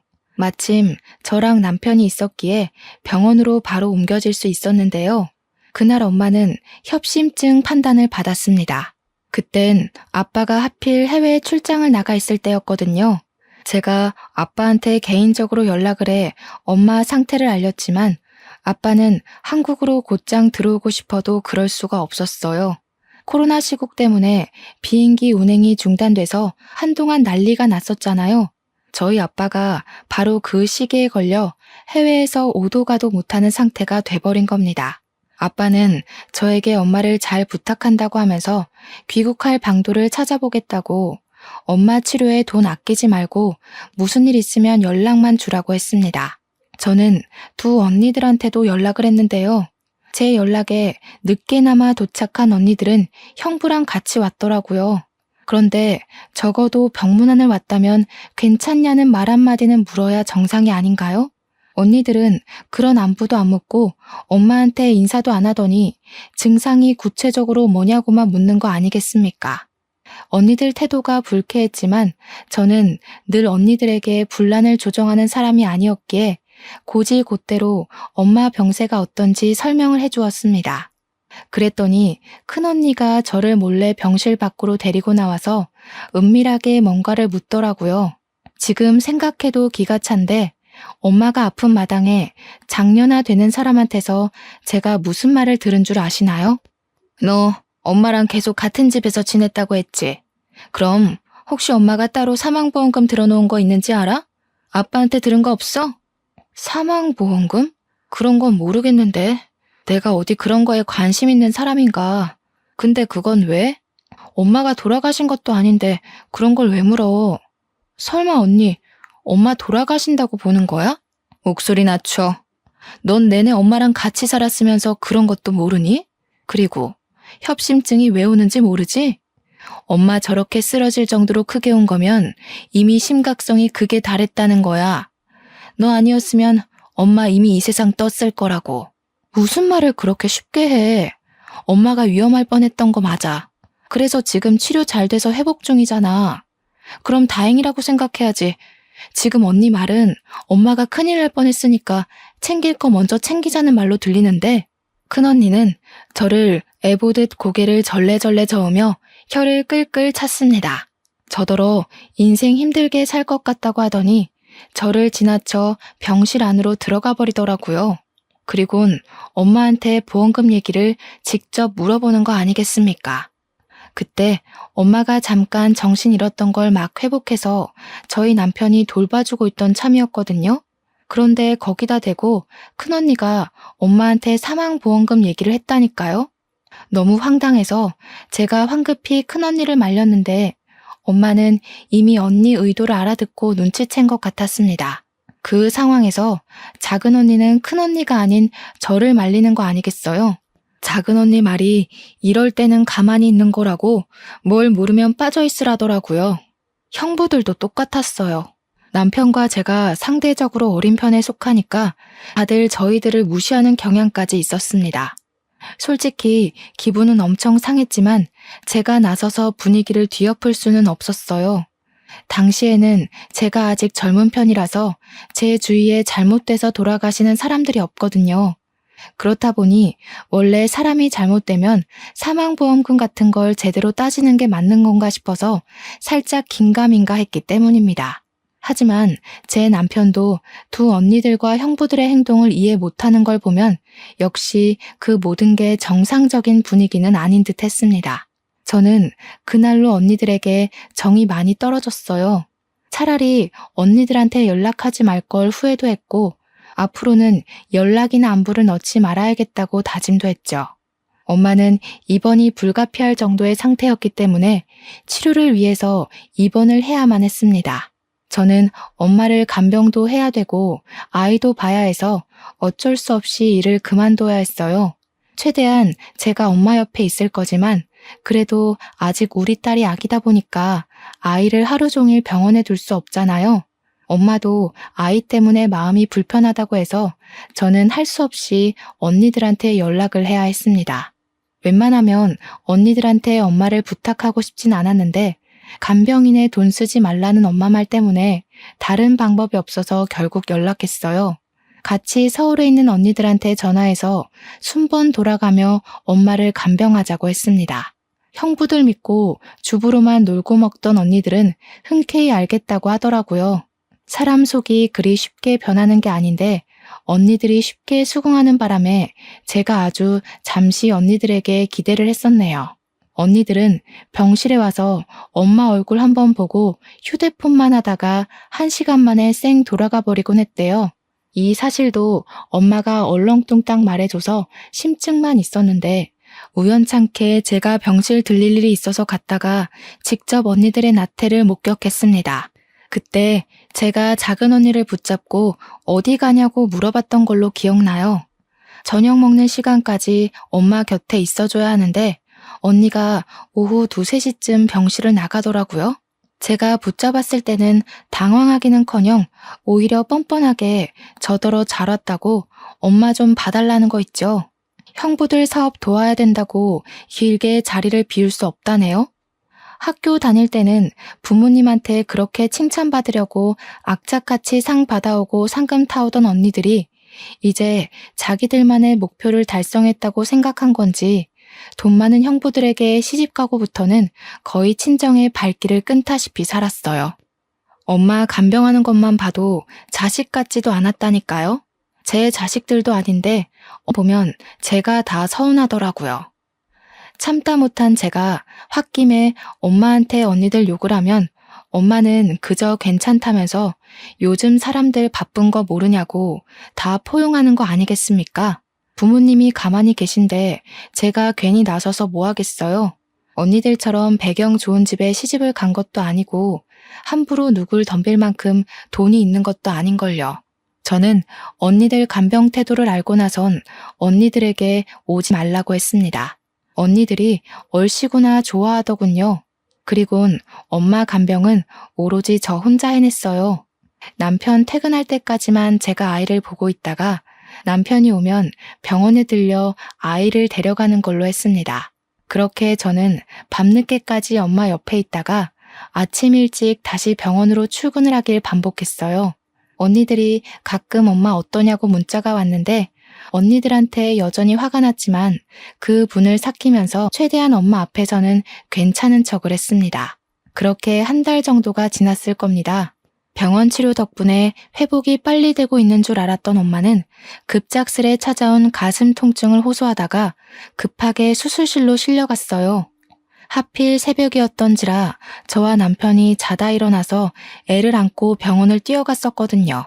그런데 그게 엄마와의 마지막 모습이 될 줄은 꿈에도 몰랐어요. 저에겐 살아온 인생들 중 가장 힘들었던 날이기도 했고 최대의 고비였다고도 말할 수 있어요. 그때만 해도 아빠는 당연히 코로나 때문에 한국에 오질 못하는 상황이었습니다. 아빠한테 이 사실을 어떻게 알려야 하나 그것도 저에겐 곤욕이었어요. 그렇게 갑자기 이별을 하게 될 줄 알았다면 엄마 옆에서 잘 걸. 엄마 옆에 붙어서 떨어지지 말 걸. 모든 게 후회되고 그저 저 때문에 엄마가 돌아가신 것 같아서 괴로웠습니다. 엄마의 마지막 웃는 모습이 자꾸 마음속에 아른거려서 한동안 쉽게 일어나질 못했어요. 제 아이도 제대로 살피지 못했을 정도로 빈소에서 내내 무너져 있는데 이 상황에서 제 심기에 거슬렸던 건 역시나 제 친언니들이었습니다. 언니들 둘은 엄마가 돌아가셨는데도 눈물 한 방울 흘리지 않더군요. 제가 전화를 할 정신이 없어서 남편이 언니들한테 연락을 했었는데 남편 말로는 언니들이 놀라는 기색은 있었지만 금세 그럴 것 같았다는 반응이었대요. 그 소리를 전해 듣는데 무척 화가 나더라고요. 심지어 언니들이 조모객 드릴 떡을 먹으며 떠들다가 엄마 사진 앞에 앉아있는 저한테까지 와서 엉뚱한 소리를 해댔습니다. 지금 너 살고 있는 집 명의 엄마 거 맞니? 내가 사망보험금은 따로 알아봤는데 수익자가 아빠 이름으로 돼 있더라고. 왜 그렇게 해놓는지 몰라. 다른 집 부모님들은 항상 자식 생각 먼저라던데. 우리 부모님은 돈에 대해선 꽁꽁 숨기려 해서 탈이야. 엄마가 돌아가신 날이었습니다. 눈앞에는 엄마가 웃고 있는 영정사진이 있었고요. 그 앞에서 울고 있는 제게 이런 말을 해대는 언니들을 이해할 수 있으신가요? 어떻게 친자식이라는 사람들이 엄마가 돌아가셨는데 재산만 따질 수가 있죠? 그때부턴 언니들에게 화가 나는 걸 떠나서 언니들이 정말 사람처럼 안 보이더라고요. 그날은 매번 가정 불화를 피했던 제가 난생 처음으로 언니들한테 대든 날이기도 했습니다. 지금 모르는 사람이 돌아가셨어? 우리 엄마가 돌아가신 거야. 이 상황에 재산 얘기가 하고 싶어. 난 그래도 언니들이 때와 장소는 가릴 거라 생각했어. 친자식이라는 사람들이 어떻게 엄마 앞에서 그런 말을 할 수가 있어? 얘가 아직 어려서 뭘 모르네. 엄마 협심증 위험 단계였어. 어차피 돌아가실 거였다고. 뻔히 정해져 있는 미래에 희망을 걸긴 왜 걸어? 진작에 마음 정리 다 했어야지. 넌 네가 엄마 간병했다고 생각하지? 웃기는 소리 마. 너는 엄마를 옆에 두고서 살 수 있다고 희망 고문하고 괴롭혔을 뿐이야. 뭐라고? 정말 미쳤어. 미치지 않고서야 엄마한테 그런 소리를 할 수가 없지. 엄마 아빠가 언니들한테 드린 공력이 아까워. 어떻게 이 상황에서 돈 얘기가 먼저일 수 있는 거야? 진작에 마음 정리를 했어야 했다고. 그래서 언니들은 버젓이 살아있는 엄마 정리하고 돈 빼낼 궁리만 했니? 아, 시끄러워. 알려주기 싫으면 말아. 귀찮게 아빠랑 의논하게 생겼네. 너 혹시라도 엄마 앞으로 된 재산 혼자 꿀꺽할 생각은 마. 네 형부들 어떤 사람인지 알지? 너랑 네 남편, 네 애. 앞날 편하고 싶으면 개수작은 안 부리는 게 좋을 거야. 그날 큰언니와 제가 대판 싸움을 벌였는데 주변 사람들도 죽은 사람 앞에 두고 이런 싸움을 벌이고 있는 게 믿기지 않았는지 입을 싹 다물고 있더라고요. 그건 사람들 신경 돌리는 데만 집중하고 있는 작은 언니와 형부들도 마찬가지였습니다. 저는 엄마 장례를 치르는 3일 내리 혼자인 기분이었어요. 특히 엄마 마지막 발인 날 큰형부가 엄마 영정사진을 들려고 하길래 그때 제가 또 난동을 부렸습니다. 정말 뭐에 신 사람처럼 미쳐서 악을 지르니까 장례 복지사도 제 남편이 영정사진을 들 수 있도록 해주더라고요. 남편마저 없었다면 우리 엄마 가는 길이 너무 불쌍해서 제가 견디지 못하고 혼절했을 겁니다. 실리를 따지는 순간 언니들처럼 저렇게 밑바닥이 된다는 사실, 그걸 가족을 보고 깨우쳤다는 게 정말 속상한 일이지 않습니까? 그 길로 저는 친언니들을 제 삶에서 완전히 배제했습니다. 물론 친언니들도 제게 따로 연락을 안 하긴 했어요. 엄마랑 살던 집이 아빠 명의로 되어 있는 걸 알고 더 연락을 안 하는 것 같더라고요. 참 징한 사람들이죠. 형부들이 사업 잘해서 명품을 그렇게 휘두르고 다니면서도 콩고물 같은 친정 재산까지 탐을 내는 것 좀 보세요. 돈에 대한 욕심이 정말 끝도 없으려면 이렇게까지 과욕을 부릴 수 있나 봅니다. 언니들의 금전욕 정말 지긋지긋하네요. 아빠한테 엄마에 대한 소식을 알리는 것도 정말 힘들었어요. 제가 엄마의 죽음을 제 탓했던 것처럼 아빠도 자책을 많이 했어요. 자신 때문에 엄마가 홀로 고생 많이 해서 그런 거라고 엄마 가는 길을 지켜주지 못해 괴로워하셨습니다. 야속하게도 시간은 생각보다 빠르게 흘러갔는데요. 저는 엄마 없는 집에서 엄마 생각을 하며 적적하게 1년 정도 보냈습니다. 어느 날 뉴스를 보니 몇 군데는 비행기 운행이 가능하다는 소식이 들려오더군요. 아빠도 귀국했는지 궁금해서 지난주까지 주고받던 연락을 한 번 더 넣었어요. 다행히 아빠가 귀국을 했다고 하더라고요. 조만간 집에 들르겠다고 했는데 그 연락이 끊기고 나서 일주일 뒤에 아빠가 집을 찾아왔습니다. 그런데 말이에요. 아빠 몰골이 완전 말이 아닌 거 있죠? 아빠가 아빠 입으로 신원을 증명해주지 않았다면 그냥 동네 거지가 초인종을 눌렀다고 생각했을 정도였습니다. 그만큼 아빠는 노숙인 몰골로 집 앞에 서 있었어요. 아빠, 도대체 무슨 일이 있었던 거예요? 어쩌다가 이런 고생을, 추운데 옷까지 얇게 입으시고 일단 들어오세요. 들어와서 얘기해요. 시기가 겨울이었는데 저희 동네가 유독 바람이 많이 도는 곳이라서 더 추웠거든요. 그런데 아빠는 누더기 같은 티셔츠만 입고 있고 겉옷은 안 입고 있더라고요. 감기라도 걸릴까봐 얼마나 걱정이 되던지. 얼른 따뜻한 곳으로 모셔야 될 것 같아서 아빠 손을 잡고 안으로 안내했습니다. 보일러를 후끈후끈하게 틀고 따뜻한 차를 준비했어요. 아빠의 얼음장 같은 몸이 좀 풀릴 때까지 저와 남편은 지극정성으로 아빠를 살폈고 이제 3살인 제 딸 눈에도 우리 아빠가 추워 보였는지 가지고 놀던 담요를 들고 와서 아빠한테 덮어주더라고요. 아빠는 제 딸이 걸음마도 못할 때 2번 정도 보고는 오랜만에 보는 거였어요. 아빠가 제 딸한테서 눈을 못 떼는 거 있죠? 예봄이가 참 많이 컸구나. 어쩜 너 어릴 때랑 이렇게 똑 닮았니? 네 엄마가 예봄이를 많이 안아줬다지? 아이고, 이 할아비도 우리 손녀 좀 안아봐도 될까? 제 딸의 할아버지 되는 입장으로서 손녀를 안아보는 건 당연하다고 보는데 아빠는 마치 허락 없이는 제 딸에게 손을 못 댈 것처럼 조심하더라고요. 제가 당연히 된다고 무슨 그런 말을 하냐고 했더니 아빠가 너털하게 웃으면서 제 딸을 안아보았어요.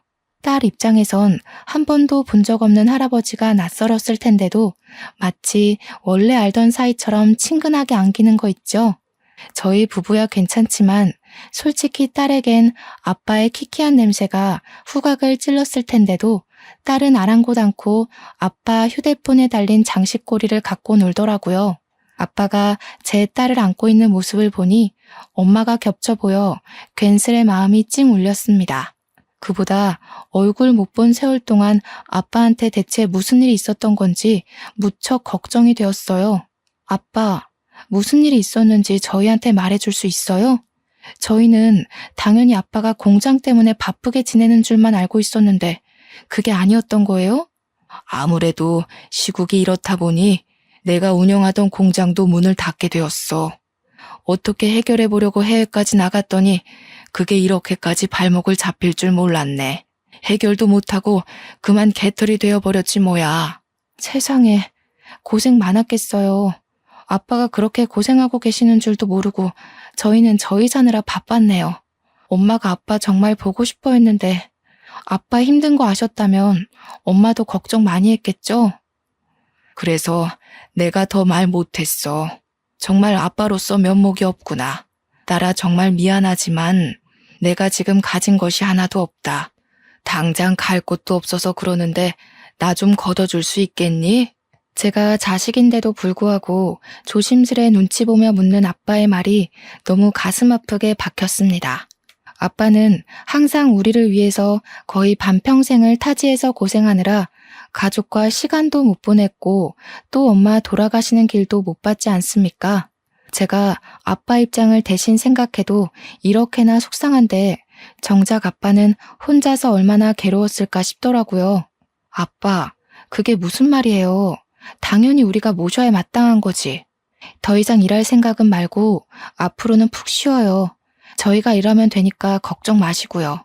제 말에 남편도 흔쾌히 동의하면서 아빠가 자신 때문에 눈치 보지 않도록 계속해서 아빠를 위로해 주었습니다. 그러자 아빠가 한동안 말이 없더니 갑자기 흐느끼기 시작하더라고요. 딸이 아빠 얼굴에 손을 깔짝깔짝 대면서 눈물을 닦아주었고 남편은 얼른 휴지를 가져와서 아빠한테 드렸어요. 아빠는 남편에게 고맙다고 하면서 뒤이어 갑자기 눈물을 보인 이유를 말해주었는데요. 그 사실이 제 인생을 바꿨고 당혹스러운 충격을 안겨주었습니다. 내가 너희 집에 오기 전에 하루 이틀 간격으로 큰애랑 둘째 집에 들렀다가 왔다. 그런데 그 녀석들 둘 다 거지꼴이 된 나를 모른 채 하더구나. 그러니까 아빠 말씀은 아빠가 귀국했다는 소식을 연락받은 큰언니가 아빠가 집을 당도했을 때 엄청 반기면서 문을 열었대요. 그런데 아빠의 몰골과 거지꼴이 된 사연을 듣자마자 얼굴색 싹 변하면서 아빠를 모른 척했다고 하더라고요. 그리고 작은 언니 또한 아빠 꼴을 보자마자 놀란 표정을 짓더니 아빠인 걸 막 부정하면서 경찰에 신고할 거라고 협박까지 했다더라고요. 아빠가 맞는다는 걸 알아채고 나서는 아빠를 밀어내며 형부랑 같이 대놓고 문전박대를 했다고 했습니다. 아빠는 두 언니들 대응을 회상하며 또 한 번 상실감을 느꼈는지 휴지로 눈물을 몇 번 더 훔쳤어요. 같은 배에서 나온 자식이라도 이렇게 다를 수 있다는 걸 네가 알려줬구나. 너희 엄마가 먹여주고 키워주면서 그 고생을 했는데 이 천벌받을 것들. 아무짝에 쓸모없는 그런 자식들은 나도 더 이상 필요가 없다. 우리 막내딸, 네가 엄마 마지막 가는 길도 외롭지 않게 지켜줬다고 했지? 이 돈 바꿔라. 아빠의 뒷주머니에서 꼬깃꼬깃 꺼낸 것을 제게 내밀었습니다. 좀 많이 해진 통장이더라고요. 그리고 그 안에는 무려 18억의 숫자가 기재되어 있었습니다. 저랑 남편은 놀라서 이게 뭐냐고 이 돈을 왜 우리를 주냐고 했는데 그 다음 아빠가 해주는 말이 제게 두 번의 충격을 안겨주었습니다. 아빠가 사실은 저희 자매를 시험해보기 위해 일주일간 거짓말을 해왔다는 거 아니겠습니까? 무슨 말인지 이해를 못해서 대답을 안 하고 있었는데 아빠가 착잡한 마음으로 설명해 주더라고요. 미안하구나. 나도 아빠로서 이래선 안 된다는 거 알지만 너희들 효심을 보기 위해서 일부러 시험을 한 거란다. 엄마가 죽기 전에 나한테 연락이 왔었어. 큰딸이 사망보험금에 대해 물었다고. 그 소리를 듣는데 내가 심장이 얼마나 떨리던지 내가 가진 재산을 너희에게 공평히 나눠주면 안 되겠다는 생각이 들더라고. 아빠가 공장이 망한 건 거짓말이래요. 해외로 출장을 갔던 건 공장을 살려보기 위해 도움을 청하러 간 것이 아니라 공장이 잘 돼서 해외로 확장이 되었기 때문이라고 했어요. 단순히 우리 자매의 인간성을 시험하기 위해 일부러 거지 분장을 하고 나타난 거라고 했습니다. 엄마가 아빠한테 큰언니 말을 전하면서 아빠 또한 큰언니와 작은언니의 욕심을 어느 정도 예측하고 있었다고 하더군요. 그 말은 엄마도 말만 안 했지 큰언니, 작은언니가 잘못된 길로 빠지는 걸 알고 있었던 듯 싶습니다. 아빠와 엄마는 서로 공유 안 하는 얘기가 없을 만큼 애틋한 사이였으니까요. 아빠는 그래도 친자식이니까 마지막 기회를 주고자 큰언니, 작은언니에게 거짓골을 보였던 건데 언니들이 돈 한 푼 없는 자신을 내팽겨치는 걸 보고 그만 언니들에게 정까지 뗐다고 했습니다. 그리고 사실은 저에게 제일 기대를 안 했다고 했어요. 제가 잘 못 살고 있다는 걸 아빠가 알고 있었다고 하더라고요. 아마 엄마가 저희 부부와 같이 살면서 저희 부부 형편을 아빠한테 공유했겠죠. 그래서 아빠는 형편 힘든 저에겐 시험을 해보지 않으려고 했대요. 그럼에도 저희 집에 거짓골로 나타났던 이유는 어디 들리지를 못해서 그대로 저희 집을 찾았던 거래요. 근데 제가 아빠를 보자마자 보인 행동이 언니들처럼 차가운 응대가 아니라서 놀랐다더군요. 오히려 제가 자신의 더러운 손을 붙잡아주는 바람에 저에게도 슬쩍 시험을 해봤다고 했습니다. 제가 어려운 형편임에도 아빠의 신세를 기꺼이 받아준 것에 아빠가 감동을 해서 온 거라고 했어요. 그러면서 하는 말이 아빠가 모든 재산을 저에게 상속하겠대요. 제게 현금으로 준 18억 외에 공장 지분과 아파트, 그리고 다른 부동산 소유물까지 모두 저한테 주겠다고 했고 변호사까지 선임해서 유언장을 써놓을 예정이라 했습니다.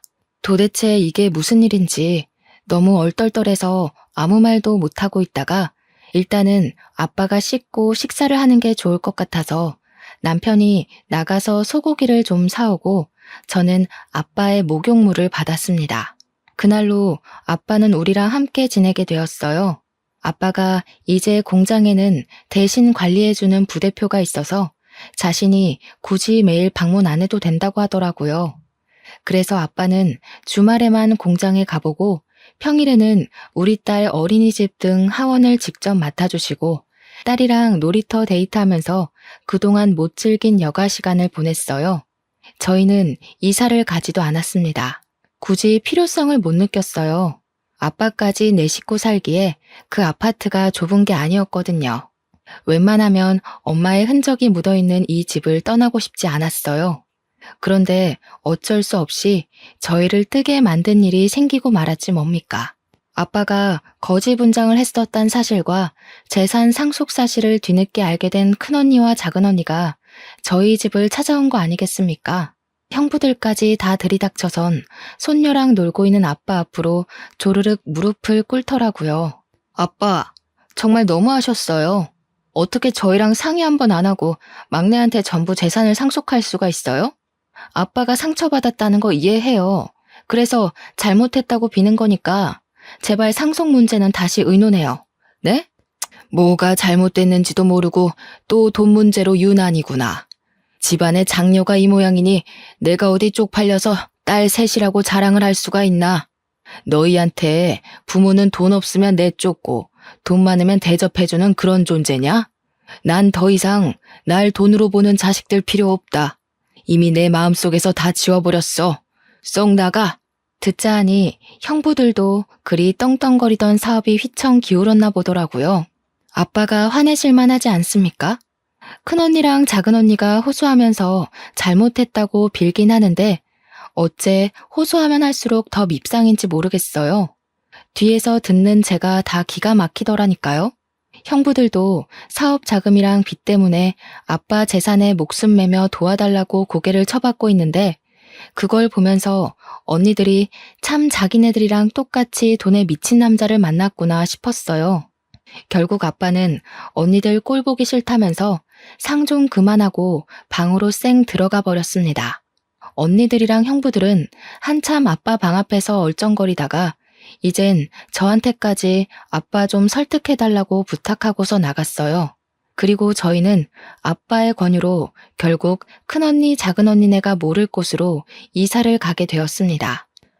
엄마와 추억이 깃든 곳을 두고 온 것이 마음에 걸렸지만 아빠가 엄마를 직접 보러 자주 가자고 해줘서 그 집을 놓아줄 수 있었네요. 이사 간 곳은 아빠가 다니는 공장과 가까웠는데 그곳이 사실 남편 직장과는 거리가 좀 멀거든요. 그런데도 남편은 한마디 불평 안 하고 아빠가 선택한 집으로 이사를 했는데요. 아빠가 그쪽으로 이사 간 이유가 다 있더라고요. 자네, 나랑 같이 공장 일 해보지 않겠나? 내가 이제 슬슬 건강에 신경 써야 될 나이잖아. 우리 딸이랑 같이 공장 인계 받으면 좋을 것 같은데. 어떤가? 예? 제가 어떻게 그 큰일을... 전 그리 그릇이 큰 사람 아닙니다, 장인어른. 혹시라도 제가 했다가 공장 잘못되면 저 책임질 능력도 못 돼요.